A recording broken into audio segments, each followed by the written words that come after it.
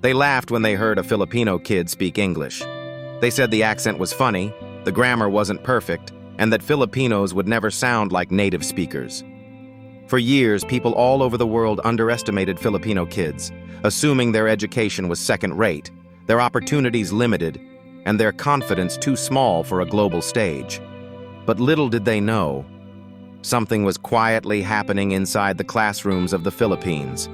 Inside small public schools and modest villages, teachers were shaping a generation of thinkers, dreamers, and speakers who would one day surprise the world. English wasn't just a subject here, it was part of life.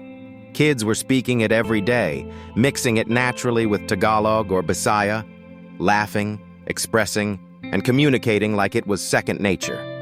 And from that humble beginning, a story was about to unfold that no one saw coming. It started with a young Filipino girl named Althea from Davao, a simple town where her parents worked hard to send her to school. She loved reading English books, watching American shows, and mimicking how they spoke.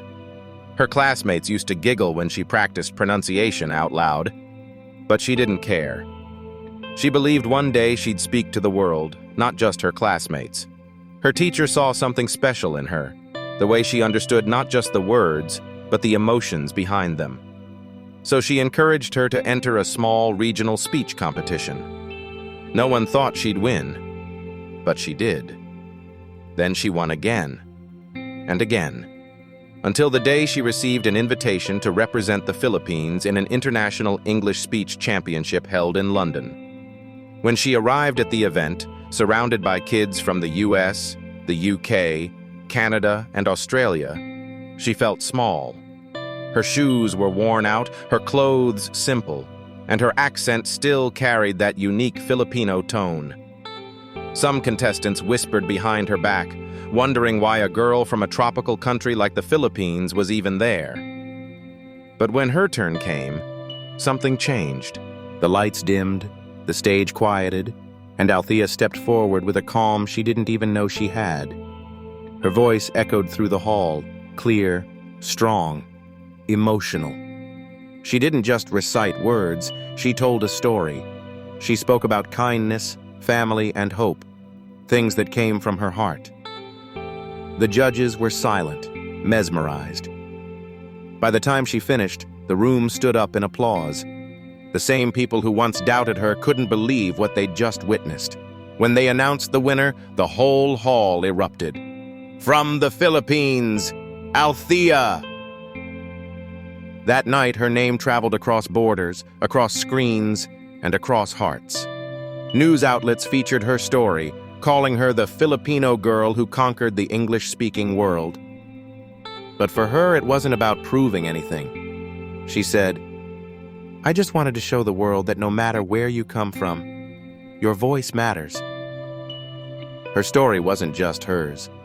It became a symbol for millions of Filipino kids who, every day, learn English not in fancy schools, but in crowded classrooms with broken fans and old books. Yet somehow, they come out speaking confidently, passionately, and authentically. That's the Filipino spirit, learning with what you have and turning it into something beautiful. Foreigners started noticing this too. English teachers from other countries began studying the Filipino approach. Why are these kids so confident? Why do they sound so natural, even without expensive training? The answer was simple. English in the Philippines isn't taught like a foreign language. It's lived.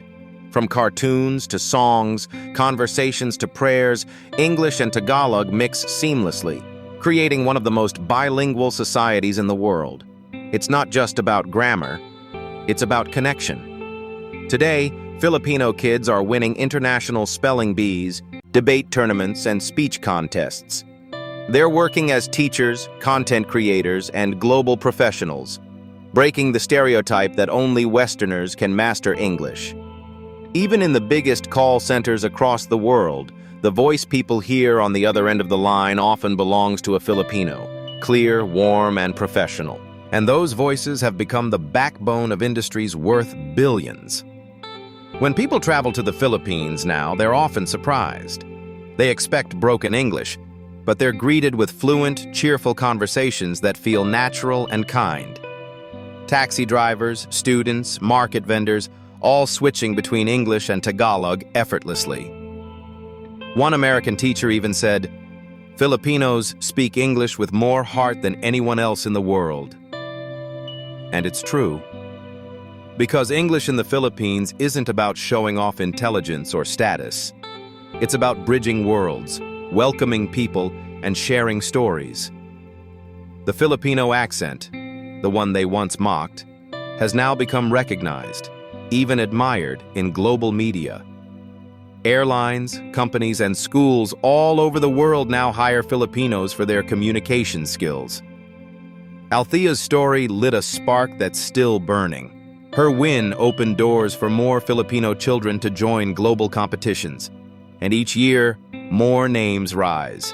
Children from rural towns who never thought they'd be known beyond their islands, now speaking to audiences around the world. The Philippines may not be the richest country, but when it comes to heart, determination, and talent, it's richer than anyone imagined.